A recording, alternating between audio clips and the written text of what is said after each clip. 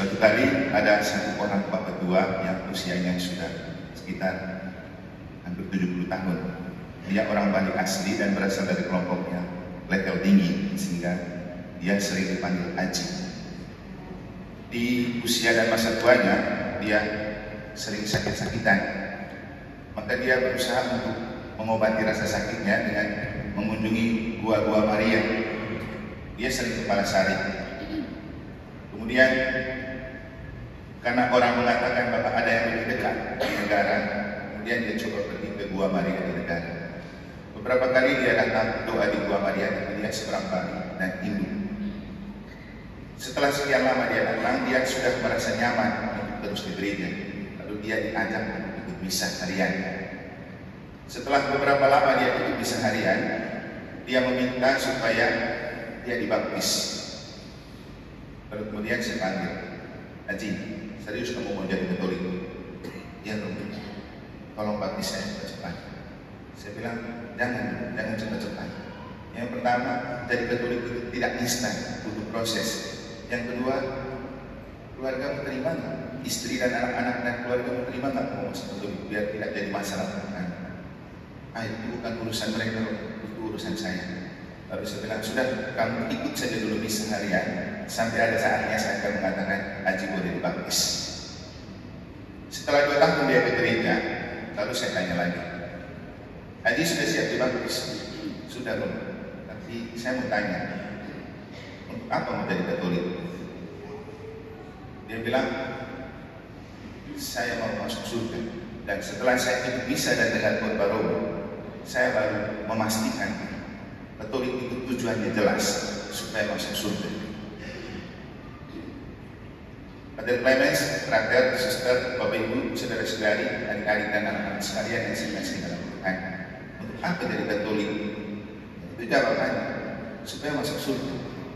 Tapi apakah ketika orang menjadi Katolik, lalu dia otomatis masuk surga? Tidak juga. Memang kalau dalam ajaran iman Katolik di katekesi, itu ada 3 tempat yang menjadi tujuan akhir dari hidup beriman kita: surga, neraka, dan api penyucian.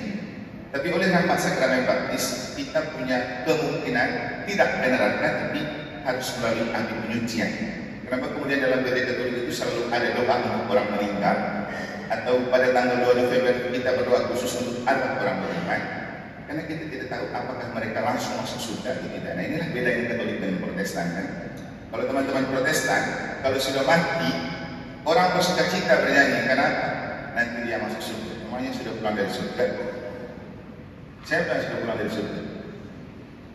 Kita bercita-cita masuk surga. Kita tidak bisa memastikan akan masuk surga.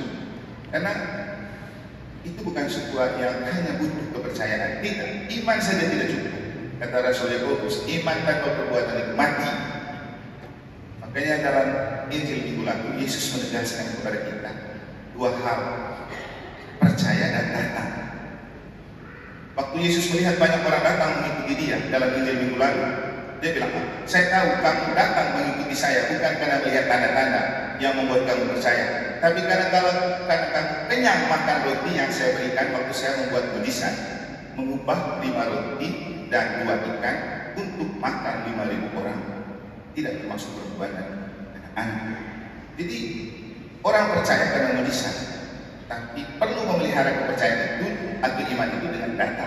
Maka kali lalu kita diminta, atau yang ikut bisa dengan saya kali lalu, kita diminta untuk bertanya, untuk apa kita beriman? Mengapa harus di gereja? Inilah jawabannya. Kita beriman karena kita mau masuk surga. Untuk masuk surga menjadi tujuan dengan cara menginvestasi surga dengan datang ke gereja. Maka kita datang misa dan datang ke gereja itu sebenarnya menginvestasi surga agar suatu saat ketika kita mati, kita masuk surga. Karena misa itu adalah perjamuan surga yang ada di dunia, dan kita mencicipi roti yang turun dari surga, yang dalam Injil hari ini Yesus itu ngomong 3 kali gini, akulah roti yang turun dari surga.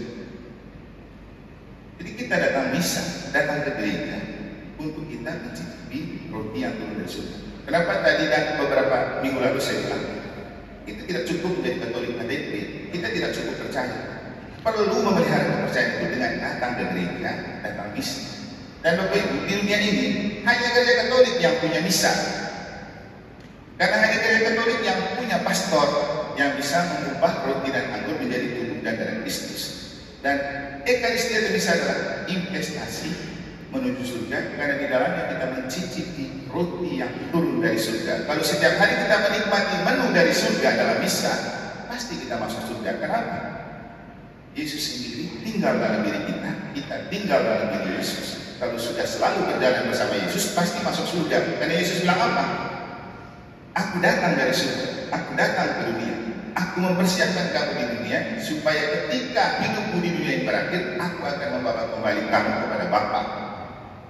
Atau kalau kamu belum kembali kepada Bapa, aku akan lebih dahulu kembali kepada Bapa, mempersiapkan tempat bagimu. Dan kalau aku sudah mempersiapkan tempat bagimu, aku akan datang mengambil supaya kamu dibawa pada Bapa, supaya di mana aku berada, kamu juga berada. Jadi bilang, akulah jalan, kebenaran dan hidup. Barang siapa mau datang kepada Bapa dan tidak melalui aku, dia tidak akan sampai kepada Bapa. Tapi kalau dia mau datang kepada Bapa melalui aku, dia akan sampai kepada Bapa. Nah, tugas kita dalam beriman adalah bagaimana menjaga kesatuan dengan Yesus. Itulah Ekaristia. Dan kita betul menyatu dengan Yesus, membiarkan Yesus masuk di dalam diri kita, kita masuk di dalam diri Yesus. Maka menjadi Katolik dan tidak pernah misa itu percuma. Jadi menjadi Katolik dan tidak pernah ke gereja dan misa itu percuma. Harus menginvestasi surga dengan Ekaristia, karena kita mau jadi Katolik untuk masuk surga. Mungkin pengalaman dari seorang pendeta kelas kakap di Amerika yang saya ceritakan ini bisa menjadi sebuah inspirasi untuk kita. Ada seorang pendeta bernama Scott Hahn. Dia seorang doktor kitab suci. Dia menjadi pengkhotbah yang bulung di gereja-gereja. 20 tahun dia belajar kitab Wahyu, dan di dalam kitab Wahyu dia menemukan cerita tentang perjamuan anak domba di hidup akhirat. Dia bingung, apa sih perjamuan anak domba ini dan di mana bisa didapat? Catatannya, beliau itu sangat anti Katolik dan menganggap misa itu sebagai penyembahan berhala. Jadi setiap kali dia berkhotbah, dia mencaci maki gereja Katolik, mencaci maki misanya, dan itu dianggap sebagai penyembahan berhala dan tidak perlu masuk Katolik. Suatu kali, karena dia mencari bahan untuk dia bisa berkhotbah untuk menjelekkan Katolikan, dia pergi ikut misa di salah satu kapel di Katakombe di Amerika. Dia datang sebagai pengamat dan datang dengan diam-diam. Dia duduk di sudut paling jauh. Lalu dari situlah dia menempatkan diri sebagai pengamat misa. Begitu mulai misa, pastor mulai dengan caranya, dia sudah mulai merasa lain. Begitu dengar bacaan, dia sudah semakin menemukan hal yang berbeda. Puncaknya saat pastor mengucapkan kata-kata ini, lihatlah anak domba Allah, lihatlah dia yang menghapus dosa dunia, berbahagialah saudara-saudari yang diundang ke perjamuan anak domba. Dan sebelum kata-kata itu diungkapkan oleh pastor, umat mengatakan begini, anak domba Allah yang menghapus dosa dunia, kasihanilah kami. Anak domba Allah yang menghapus dosa dunia, kasihanilah kami. Anak domba Allah yang menghapus dosa dunia, berilah kami damai.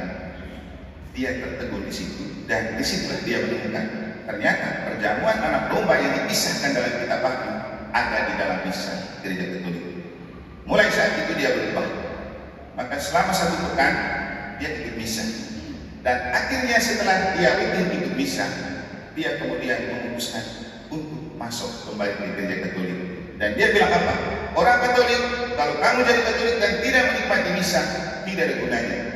Sedikit selengkapnya nanti Anda bisa baca di buku yang berjudul Rome Sweet Home, Roma Rumahku. Disitulah kisah seorang pendeta yang anti Katolik, kemudian bersama istrinya kembali ke pangkuan gereja Katolik Roma, justru karena misa. Misa adalah saat kita menginvestasi surga, karena disitulah kita menikmati roti yang turun dari surga dalam diri Yesus yang terima. Semoga Tuhan memberkati.